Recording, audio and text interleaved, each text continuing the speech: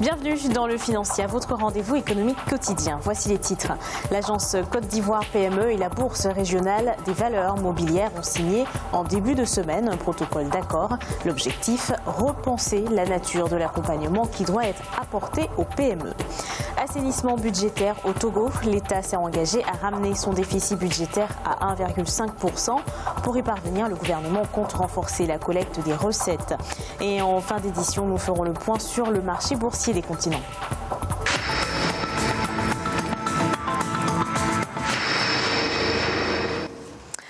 Aide aux petites et moyennes entreprises à fort potentiel en Côte d'Ivoire. L'agence Côte d'Ivoire PME et la Bourse régionale des valeurs mobilières ont signé un protocole d'accord pour financer ces entreprises. Le but est de leur permettre de devenir des moteurs de croissance et des créateurs d'emplois. Mathilda Diaby. Faciliter l'accès au financement des petites et moyennes entreprises ivoiriennes, c'est l'objectif du récent protocole d'accord signé par la Bourse régionale des valeurs mobilières et l'agence Côte d'Ivoire PME. Alors que 57% des petites et moyennes entreprises réalisent un investissement initial de moins de 500 000 francs CFA, la Bourse régionale des valeurs mobilières ouvre un nouveau compartiment qui leur est dédié.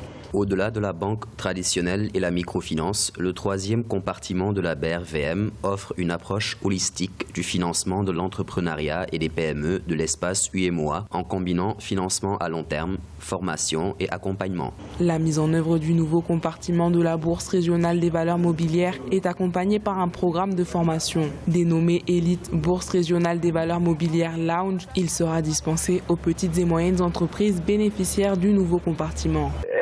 Elle n'est pas comme une grande entreprise, donc elle a des résultats qui sont très bas. Il faut trouver des moyens de sorte que les PME puissent avoir accès au financement. Et au bout de 4 à 5 ans, en tout cas, pouvoir participer plus facilement encore au développement économique de nos États.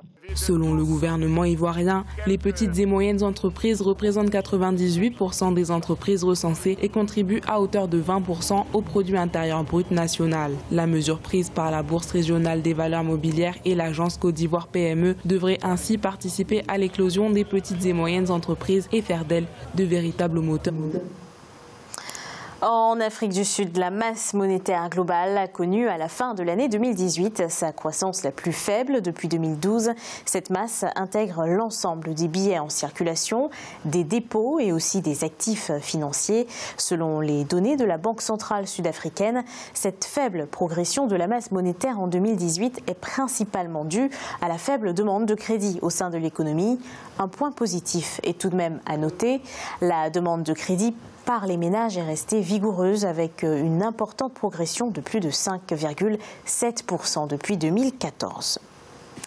Au Togo, le gouvernement s'engage à ramener son déficit global à 1,5% en 2019, un engagement fait auprès du Fonds monétaire international. Dans cette perspective, les autorités togolaises vont poursuivre l'assainissement budgétaire. Les explications à ce propos d'Aïssatou Bari.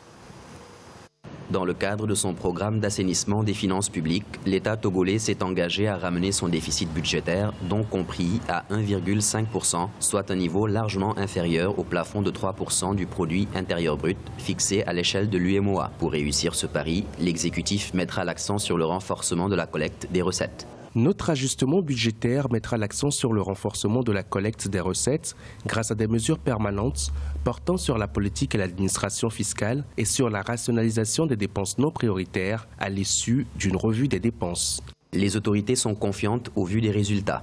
Au cours du premier semestre de l'année 2018, les recettes collectées ont augmenté d'1,5% du PIB, dépassant les prévisions. Au même moment, les dépenses ont diminué de 3,4% du PIB. Dans les dépenses budgétaires, il y a beaucoup de dépenses fallacieuses, des invitations internationales. Il y a d'autres dépenses qui sont surfacturées comme les investissements publics, les routes et les bâtiments et d'autres dépenses. Et il ne peut le faire qu'en compressant ces dépenses ostentatoires.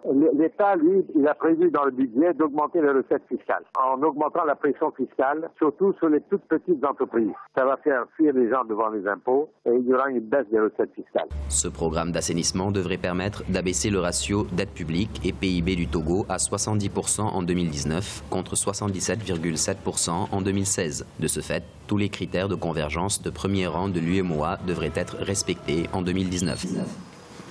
Ils sont en pleine augmentation en Tunisie. Il s'agit des investissements étrangers. Ils ont atteint 2,86 milliards de dinars en 2018, soit 986 millions de dollars, une hausse de 27,5% par rapport à 2017. Avec 1,12 milliard de dinars, l'industrie arrive en tête des secteurs ayant attiré le plus d'investissements en 2018. Cette hausse des IDE est due à plusieurs éléments: l'adoption d'une nouvelle loi sur l'investissement, la promulgation d'une loi régissant le partenariat public-privé et la progression du pays dans le classement Doing Business 2019. L'Algérie part à la reconquête de sa filière textile locale. Des mesures de soutien à la relance et à la modernisation ont été prises. On compte un assainissement financier de 40 milliards de dinars, 21 milliards de dinars pour l'accompagnement à l'investissement ou encore la promotion de partenariats industriels et technologiques. Pour le gouvernement, la filière textile algérienne a besoin d'une consolidation des marchés institutionnelle, d'une reconquête du marché local et de la conquête dans une deuxième phase des marchés internationaux. Écoutons le ministre de l'Industrie. Le ministère de l'Industrie et des Mines vise à structurer durablement l'ensemble de la filière pour voir émerger autour d'elle des TPE-PME spécialisées dans la confection et l'habillement, la tannerie, la chaussure, la maroquinerie, la distribution, l'ingénierie, la formation ou encore les études. En somme, dans toutes les branches textiles et métiers de cette industrie. À l'horizon 2020, la production nationale devra, en projection, doubler en passant de 45 milliards de dinars à près de 90 milliards de dinars. Il est à présent l'heure de faire le point sur les marchés boursiers du continent. En Afrique australe et océan Indien, la bourse de Maurice était en baisse de 0,17%. L'indice All-Share de Johannesburg baissait de 0,47%. L'indice de Nairobi enregistrait une hausse de 0,67%. Et l'indice du Botswana était stable. En Afrique de l'Ouest et centrale, la BRVM d'Abidjan était en augmentation de 1,07%. L'indice nigérian perdait 0,11% et la bourse du Ghana perdait 0,01%. Et en Afrique du Nord, la bourse de Casablanca était en augmentation de 0,38%. L'indice égyptien était en hausse de 0,84% et l'indice tunisien était en hausse de 0,21%. C'est la fin de cette édition du Financière. Merci de nous avoir suivis. On se retrouve bientôt pour un nouveau rendez-vous de l'économie.